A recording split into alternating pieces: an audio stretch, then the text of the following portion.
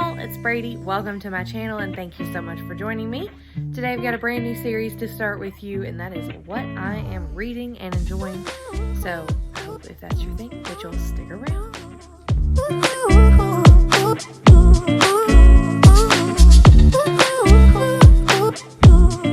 Alright, so we've been talking about it and I'm finally filming this video, and I am really excited, and I hope this is something that y'all are going to love as well. Many of you have expressed in the comments that you also enjoy to read and enjoy audiobooks, and so that's what we're going to be covering today, also with a special mention of a couple of podcasts or things that I've been watching. So it's kind of my media favorites as it is. And so I'm going to share with you right off the bat a couple of TV and podcast music things that I've been enjoying, and then we'll jump into what I've been reading. So first off, let's talk about Only Murders in the Building, which is a 10-episode season on Hulu, and it's got Selena Gomez, Martin Short, and Steve Martin in it. If you've not heard about it, you need to check it out. It is incredible. It's a little slow going at some times, but then the end is amazing. I have heard that it is officially renewed for season 2. I don't know when that's going to be coming out. I don't even think they've started filming it, but I am so excited. So, brief synopsis. Selena Gomez, Steve Martin, and Martin Short are all occupants of an apartment complex, building, whatever you want to call it, in New York City. And so it's got a lot of Martin Short and Steve Martin vibes with a lot of theater elements. There's a nice mix, I feel like, of mystery and theater and comedy, and it is just a really good show. There's a lot of sweet moments in it and a lot of, touching moments. If you hear noises in the background, the dog has decided that now is a perfect time for her to have lunch. So she may be a little loud. There's an airplane. Somebody's deciding to do yard work or work on a truck outside. I don't know. I tried to wait on a good time, but there's no good time. So if you hear a bunch of noises, sorry about that. So anyways, Only Murders in the Building. It was really good. I was excited about it because of who's in it. Steve Martin and Martin Short. I'm big fans of theirs. I'm big fans of theater and, all of that. But for my husband, who's not as much of a fan of the theater aspect, apparently it's also water time. Y'all, I can't make this stuff up.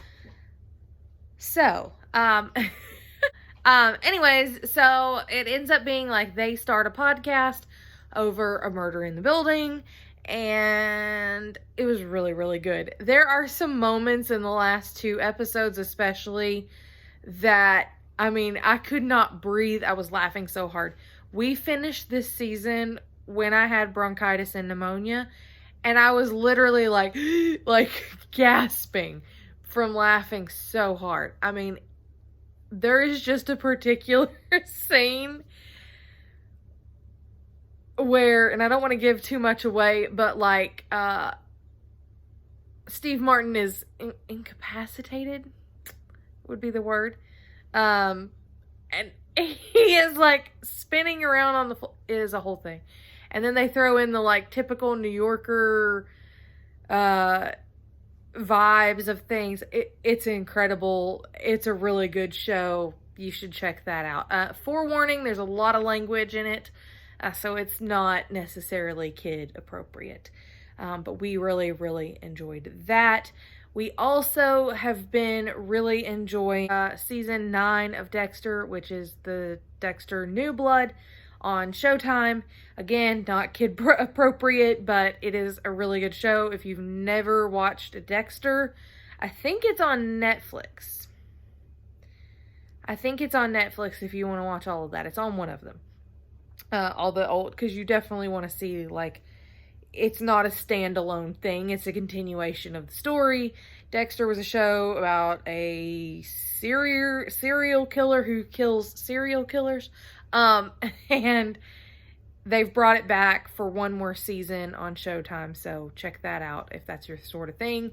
For longtime Dexter fans, it's been wonderful to, pick back up and get some answered questions to the season finale of years ago. And then another thing that I wanted to mention that we've been watching is Yellowstone. We are starting that. I'm a little iffy on it, to be quite honest, but so far so good. We're also super into documentaries. So we watch a lot of true crime documentaries, and I may try to list a few of those down below for you too in the description box. But that's, I think, all I've got for right now. I think that's all that we've been mainly watching. Oh, we did also finally finish watching You about a month ago, probably. Season 1 was my favorite. Season 2 was okay. Season 3 I really thought was just out there. Another show that I watched that I am anxiously awaiting for it to start back is Virgin River has been renewed for seasons 4 and 5, I believe. But there should be a season 2 of Sweet Magnolias, so that's coming back. So there's a few other things if you're looking for something to watch on Netflix that you can look up. So anyways, let's jump into... Oh, I wanted to tell you about a podcast. If you've not followed the For the Love podcast by Jen Hatmaker, you should. There's a lot of content on there that's diverse. She has multiple seasons a year, and they cover various things. There'll usually be a theme, and I think they come out on Tuesdays. So I'll try to link that down below for you too. But let's talk about books. I've roughly made a list here. I only listen to audiobooks right now. Excuse me. But I do enjoy to read. I enjoy reading. But audiobooks, with being so busy, has been the way that I've been able to incorporate that, because I can listen while I'm driving, taking kids to and from school and activities.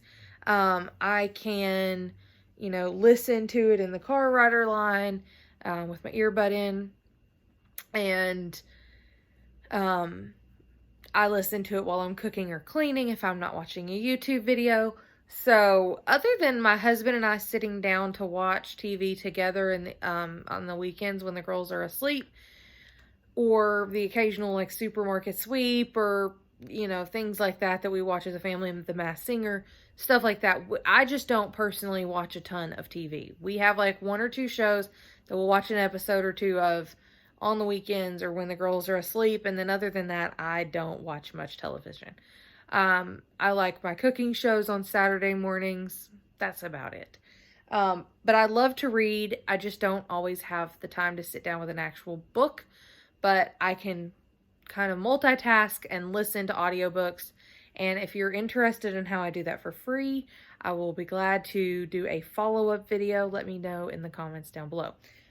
So anyways, let's start with 2 nonfiction books. Most of what I read is fiction, but there are some nonfiction books I've read recently that I wanted to share with you. The first I actually just finished this morning, and I could not wait to share that with you. It is a fairly quick read. I think on audio version it's 6 hours. So I finished that in just a couple of days of listening to it. I started it Friday, and today is Monday, and I'm done with it. So, and I didn't have much time at all on Saturday and Sunday to listen to it because of family time. So, it is called Hillbilly Elegy by J.D. Vance. This book is a few years old. It is not brand new. But J.D. Vance grew up in Kentucky and Middletown, Ohio, I believe. And so this is it's a memoir of his life growing up, and it also touches on a lot of economic issues and family issues, culture issues within the Appalachian region and on into Ohio as people migrated there. And so he is in his 30s, I believe, and wrote about his story. He was the first college graduate, I believe, in his family. And he actually went on to Yale Law School. And so it really captivated me. And it was, a lot of the stories are heart-wrenching. A lot of the stories are a little bit difficult to hear, but I really, really, really enjoyed this book. It is, if you listen to the audio version, it is read by the author, J.D. Vance. I think he did a really good job at it. I really, really enjoyed the book. I think he touches on a lot of issues that maybe a lot of people aren't aware of. That the Appalachian region is one of the poorest areas in our country. And there's a lot of issues that stem from that, and it's just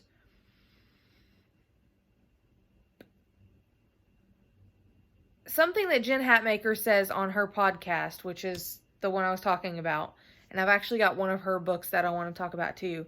But one thing she says on her podcast all the time is that stories are powerful, and I find that this book to be such a shining example of that, because he tells his story, and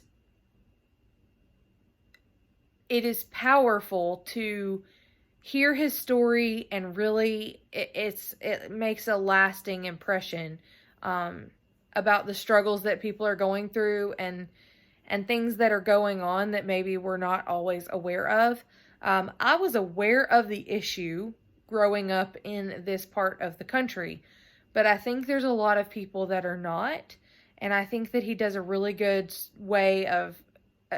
job of telling his personal story, his life story of growing up, with some humor in there, but also, very difficult subjects, and also highlighting, the problems that a lot of Americans face, and that's not always talked about. So I really, really appreciated the story.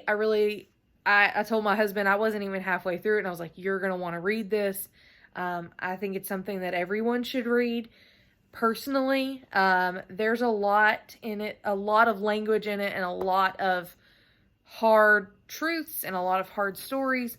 So it is definitely something to walk into that knowing. It's not going to be an audiobook that you're probably going to want to listen to with your young kids around because of the language, but it is definitely a book that I think everyone should read. The other nonfiction book that I wanted to talk about is by Jen Hatmaker. I have read several of her books, and I really enjoy her humor. She does read all of her audio versions as well, and she's hilarious. To me, she's just someone that you want to listen to. She's so animated, and she can be so satirical, but so funny, but touching, she's very genuine in what she talks about. So the one that I wanted to mention, though, is called Fierce, Free, and Full of Fire. It is her most recent book, other than 7 Days of Simplicity. I have not read that one yet, but fun. Fierce, Free, and Full of Fire. It's all kind of about, dealing with your own things and things that she's been through. It's not really a self-help book. I wouldn't put it that way. Honestly, I didn't really even care what it was about. It was by Jen Hatmaker, so I picked it up to read it. Listen to it.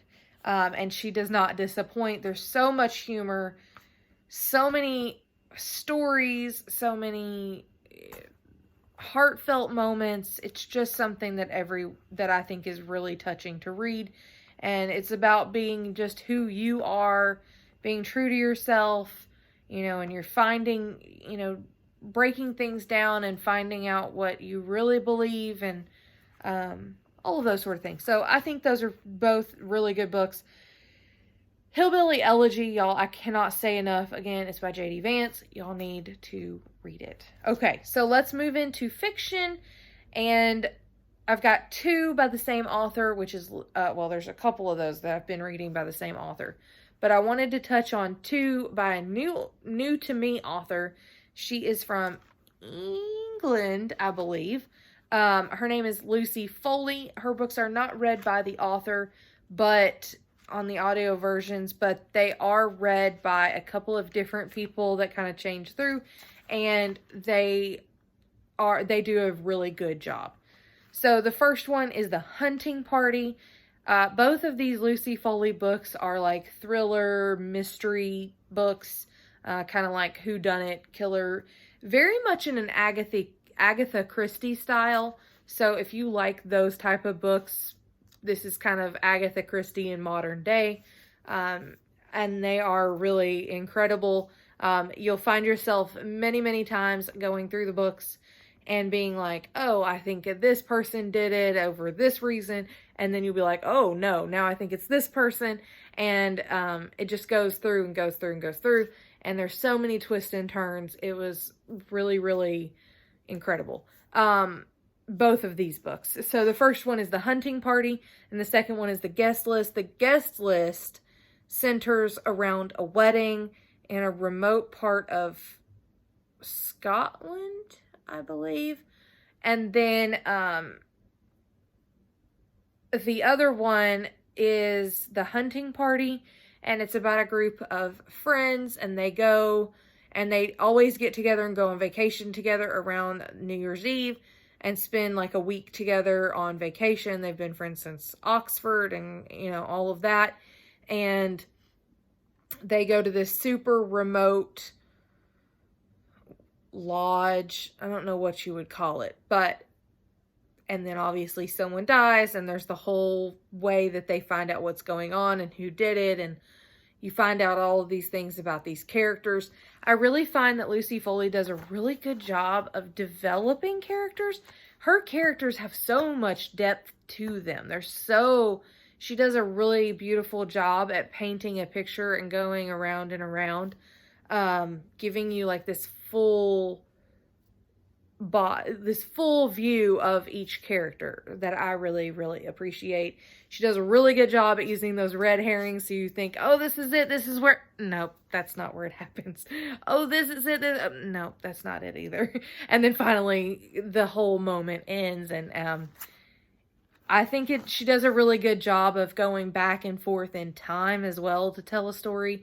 I think if you like those kind of like murder mystery, whodunit type things, this is very like a modern day version of that, and I think you'll really enjoy it. I did. Another thing that I've got 3 series. So one is the Pelican Harbor series by Colleen Coble. It is One Little Lie, 2 Reasons to Run, and 3 Missing Days. I'm hoping that she is writing a 4th one. She writes usually like 5 or 6 books in a series, so I'm hoping that there's more coming. This one is centered in like the Mobile, like lower Alabama, the Gulf Coast area, and it centers around a police chief and her life and different things that happen, and then there's always some element of mystery to it as well, and a crime that she's trying to solve and different things going on. I really appreciate the character development in that one as well. So again, that's the Pelican Harbor series, One Little Lie, 2 Reasons to Run, and 3 Missing Days by Colleen Coble. Another series is actually the entire Sweet Magnolia series, and I think she's up to like 10 books right now. That's by Cheryl Woods. Obviously, I talked about that a minute ago, that it is a Netflix series that there's only been 1 season of so far. But the books are a little different, but the characters are the same. But she focuses on the story from a different character every book. And some of the characters that you see in the later books, I think one just came out on audio in 2021. And that was the one I finished a few weeks ago. And so obviously that's not even been used in the series that's on Netflix. Series on Netflix is incredible and really good.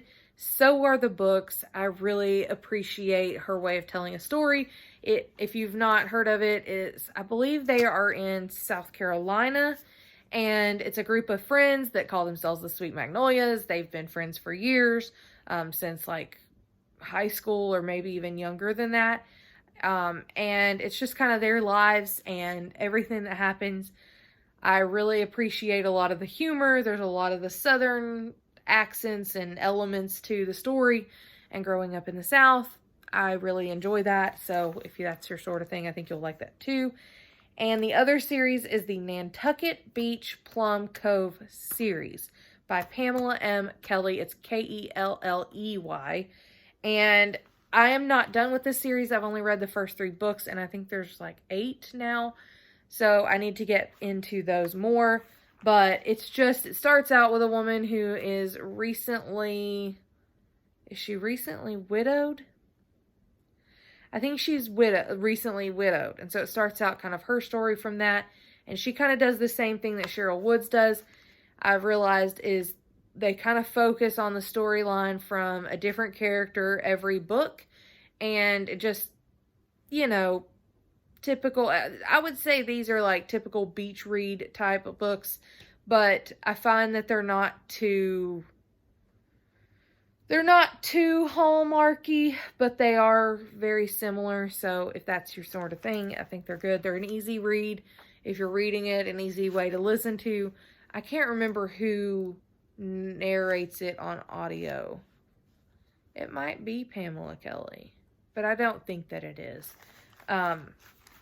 But they're light reads. Really, really good. No big mystery there or anything like that, but they're still really good. Another book that I want you to know about is The Midnight at the Blackbird Cafe by Heather Weber. Y'all, this book is incredible. Incredible. I've never read anything really like this.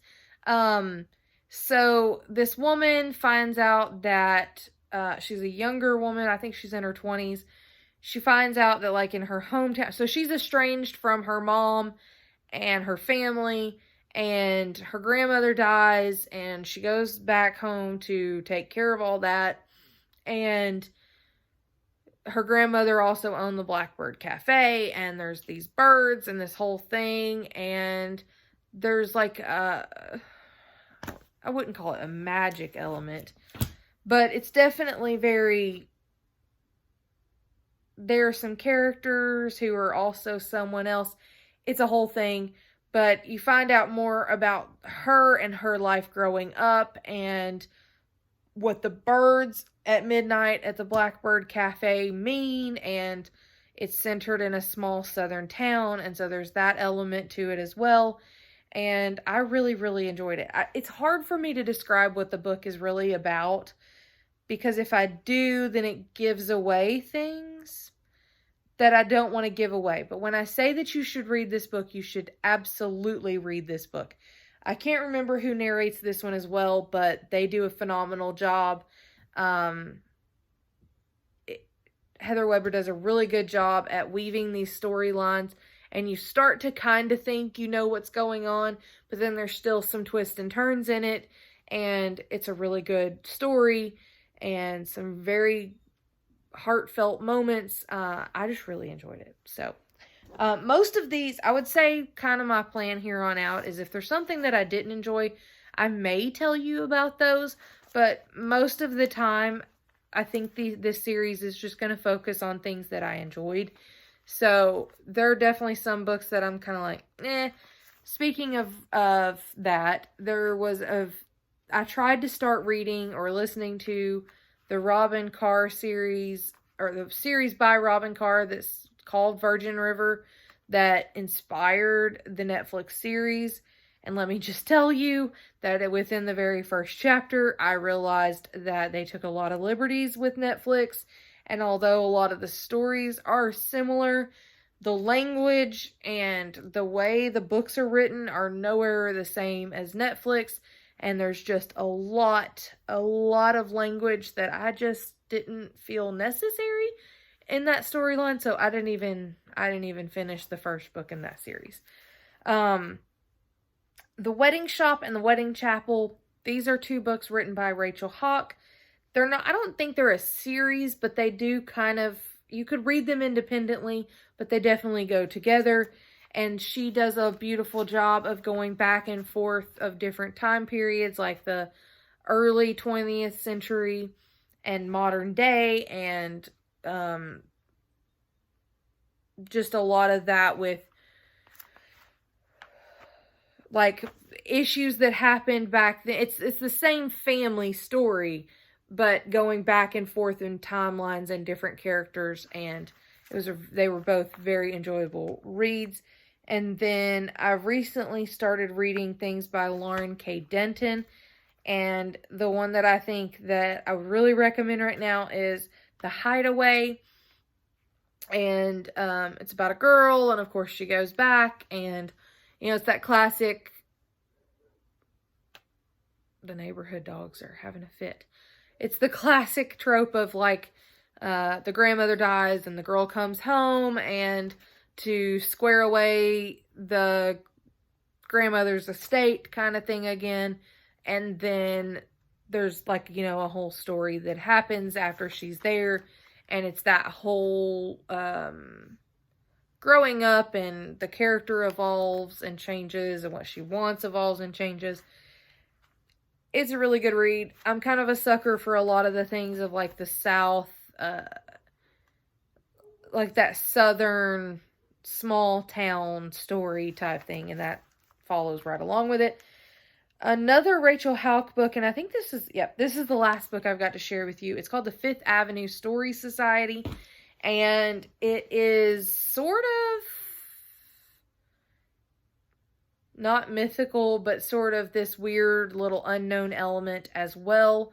But it's about a group of either 4 or 5 people that all get this mysterious invitation to this library meeting, this literary society meeting, and they all come together, and then no one can figure out who invited them or how they got there. And this is in New York, and so you learn about each of the characters and how they're connected, and what they're going through, and they're each going through something pretty heavy, and then they come together, and at first they don't want to meet. They're like, this is stupid, why are we here? But then they find themselves back week after week, and then they finally start to connect together and start to kind of work on their life issues together and grow into friends. So that one was a really enjoyable story as well. Again, I cannot remember who narrated it, but she did a phenomenal job on that one as well. I think that all of these that I have talked about do a really good job at developing characters, especially the Lucy Foley books. Y'all, it's almost like you could see that person in front of you and like spin them around and talk to them. Like you feel like you know that much about the character there. And there's so many elements and such a unique way to tell a story, even though it's very similar to like an Agatha Christie thing. So anyways, that's kind of what I've been reading lately, what I've been listening to, podcasts I've enjoyed, shows that we've been enjoying together, and I think that's all I've got for you today. So if you love to read, let me know what you're reading. Do you tell me, do you like to read? Do you not like to read? Do you like to listen to audiobooks? Do you prefer an actual book? Do you listen to it on your phone? Do you listen to it in the car? Do you get books from the library? Do you use Audible? What do you prefer? I really enjoy these kind of conversations, and so I hope this is something that we will all be interested in and be able to continue in the future. Let me know in the comments what you're thinking about, what you thought about this series, if you would like me to do more of these, and I will see y'all in the comments down below until our next video. Bye, y'all.